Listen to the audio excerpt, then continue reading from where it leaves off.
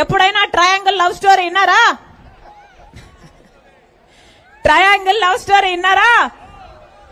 అదే జరుగుతుంది ఇక్కడ. ఇద్దరికి బీజేపీ కావాలట. ఇటు వైసీపీకి బీజేపీ కావాలి, తెలుగుదేశం పార్టీకి బీజేపీ కావాలి. బీజేపీ పార్టీ మాత్రం ఇద్దరితో డువెట్లు పాడుతుంది. ఇది మన రాష్ట్రంలో జరుగుతుంది. మన కర్మ కాకపోతే ఇంత దురదృష్టం మన కళ్ళ ముందర జరుగుతుంది.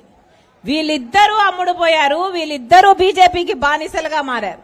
వీళ్ళ స్వప్రయోజనాల కోసం రాష్ట్ర ప్రజల మొత్తం అన్ని విషయాలను, ప్రత్యేక హోదా అయితేనేమి, పోలవరం అయితేనేమి, రాజధాని అయితేనేమి, మొత్తం అన్ని తాకట్టు పెట్టేశారు. వాళ్ళు మాత్రం బీజేపీకి దోస్తులుగా ఉండాలి. ప్రజలు ఏమైపోయినా, ప్రజలు వాళ్ళ బిడ్డలు వాళ్ళ భవిష్యత్తులు నాశనం అయిపోయినా, అంధకారం అయిపోయినా వీళ్ళకి ఏమీ పట్టదు. ఏది అవసరం లేదు. వీళ్ళు బాగుంటే చాలు. చంద్రబాబు గారేమో మొన్న ఢిల్లీకి వెళ్లి అమిత్ షా గారి కాళ్ళ మీద పడ్డారు. ఈయన వంగి వంగి దండాలు పెట్టారు. ఈ రోజు జగన్ రెడ్డి గారు వెళ్లారు. ఈయన సాష్టంగా పడ్డాడు. ఎందుకని?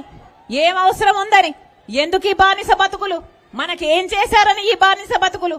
మీరు బానిసలు కావడమే కాకుండా మన ఆంధ్ర రాష్ట్ర ప్రజలు కూడా బీజేపీ పార్టీకి బానిసలు కావాలా? పోనీ మనకు ఒక్క సాయమైనా చేస్తే మనం వాళ్ళకు లొంగిపోయినా అర్థం ఉంది.